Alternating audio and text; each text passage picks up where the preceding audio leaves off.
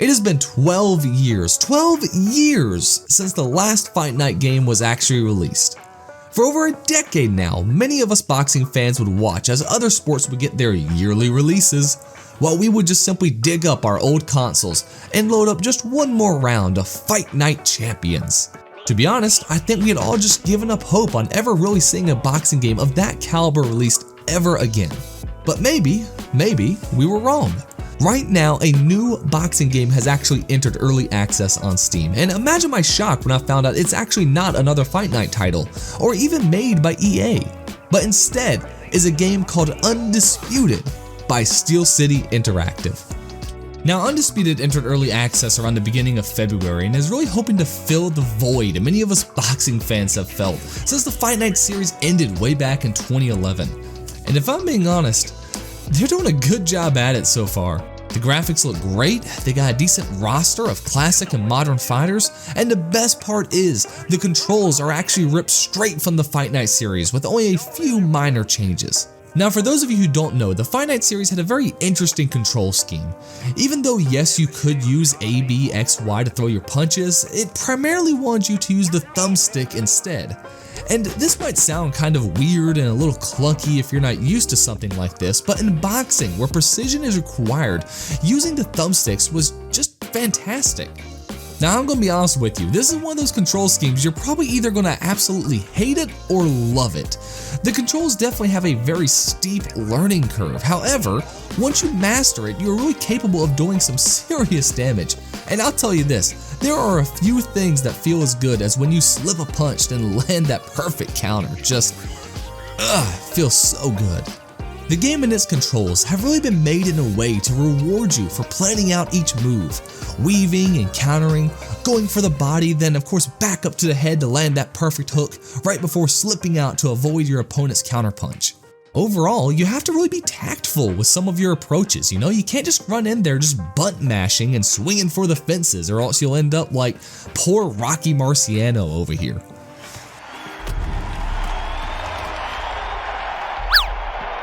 What the fuck was that? So yeah, I have to mention, as much as I'm really enjoying this game, it is still far from perfect. Now remember, the game is still in early access, so some bugs are to be expected, and that's not really too big of a deal. However, sometimes those bugs can just be a little frustrating. I've had on more than a few occasions where when someone quit in the middle of a match after I was, well, beating them pretty badly, it caused my game to just freak out, then just crash entirely. You also sometimes get this weird ragdoll effect if you run around after someone gets knocked down, which is far from a game-breaking bug, but there are a few little hiccups like that you should probably just be aware of. Another thing you might want to know before you end up buying the game in early access is that currently, there is no career mode or custom-made fighters at all.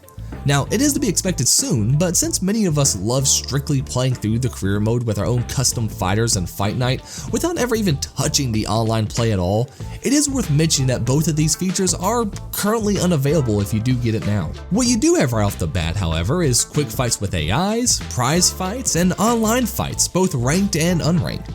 Yeah, look at those wins. Obviously, everyone already knows what quick fights are and what online fights are like, but the prize fight mode is actually pretty interesting itself. Every now and again, it will get updated with 3 actual historical fights you can go through, and as the game gets more iconic fighters added to the roster, I imagine some really good matchups will really start showing up there. However, that brings me to the next issue with the game: the lack of iconic fighters. Now don't get me wrong, they got 50 current fighters, which is right under Fight Night Champions' 54 fighters. However, the difference is the quality of those fighters. While Fight Night Champions had almost exclusively all-time greats, Undisputed takes a more, let's say, balanced approach. What I mean by this is that alongside all the all-time greats that the game does have, they also have a few lesser-known fighters in the game as well, which is really cool to have included, although to be honest, I never really see anyone ever using them for obvious reasons. They also have a decent women's division in the game, which is really surprising when you really think about just how small of a fan base the division unfortunately has. I mean, they could have easily just overlooked them and no one would have probably ever complained, so it's actually really cool to see them actually included in the game at all. Oh, and I also can't forget, they also added, get this, World's Strongest Man Eddie Hall to the roster. I mean, I guess he did have that one fight against the Mountain, so hey, why not? More the merrier.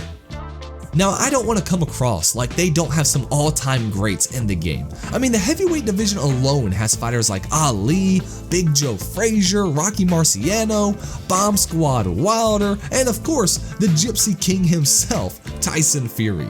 There's only one Tyson Fury!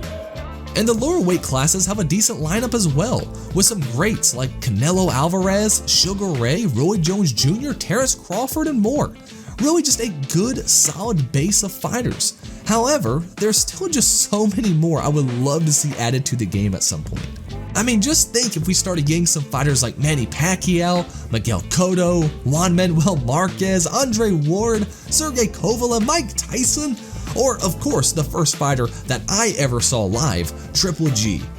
Again, the game does have a decent roster of fighters currently, but I just really hope they can get some other big names to sign on, because man, there's just so much potential for some great matchups. I mean, I would just love to recreate Golovkin versus Canelo, but as for now, I guess I just have to be content recreating Tyson versus Wilder.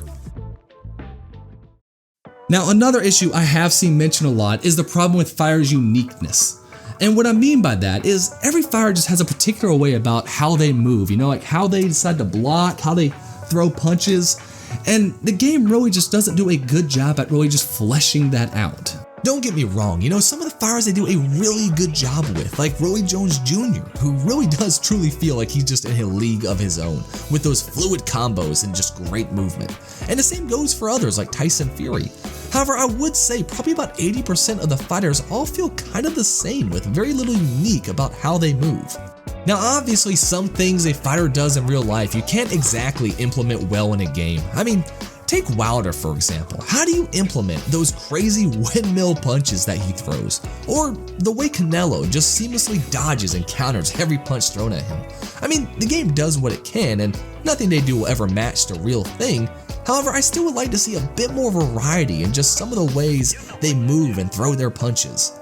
With all of that said, Undisputed does have a way to make up for this by utilizing a fighter trait system, and I have to say, I actually really like it. To put it simply, traits are just perks that every fighter has that kind of matches their own unique fighting style.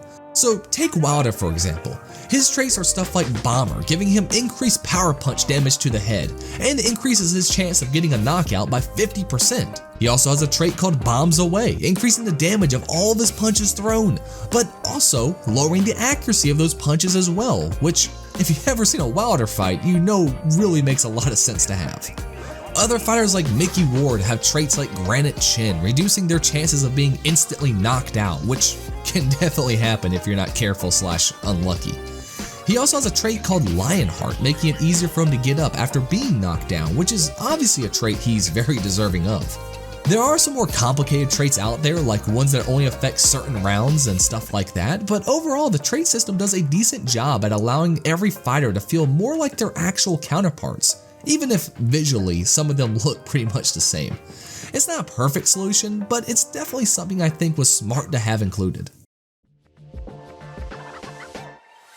So like I said before, the game controls just like the Fight Night series did, with only a few minor changes, like what button you press to target the body and just small things like that.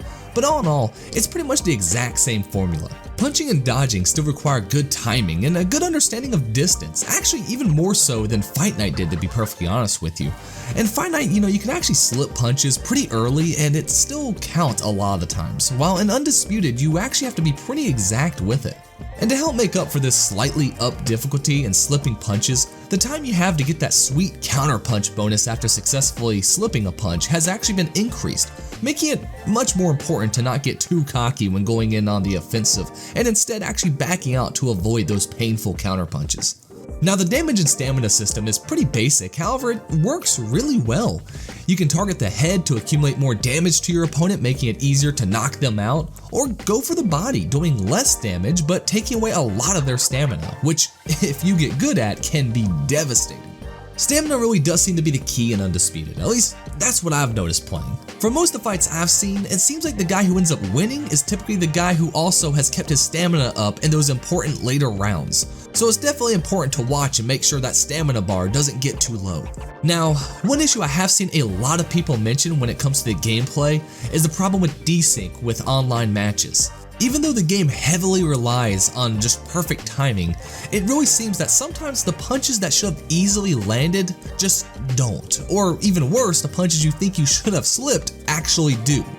With that said, desync is one of those issues that can be fixed after the fact, and I'm sure they're rolling out some updates to address that currently. Plus, to be perfectly honest, I really haven't had that issue too often for myself, but I have seen it mentioned in a lot of forums out there, so I felt I should at least probably bring it up here. The good part is that when the connection is solid and you have a fun opponent, the game is just an absolute blast. All these years since the last boxing game came out, and still, landing a counterpunch is just as satisfying as ever. And as someone who never actually played that much online in Fight Night, playing against actual people and seeing them struggle to get up after a knockdown just really gets the blood pumping. Speaking of being knocked down, the system they implemented for getting up I think is actually pretty good.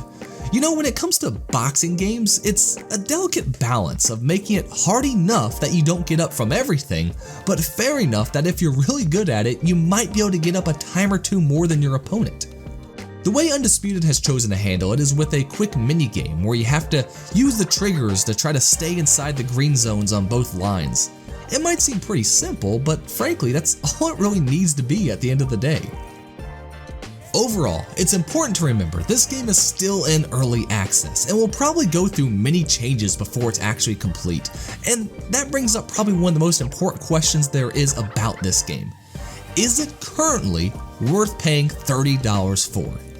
And I know it might seem like a cop-out answer, but to be honest, it really just depends. If you're just a casual fan of boxing games, or if you're just someone who loves to play through the career mode with your own custom fighter versus AIs, then listen, you really might want to just wait and see how good the career mode is before you actually go and spend your money on it.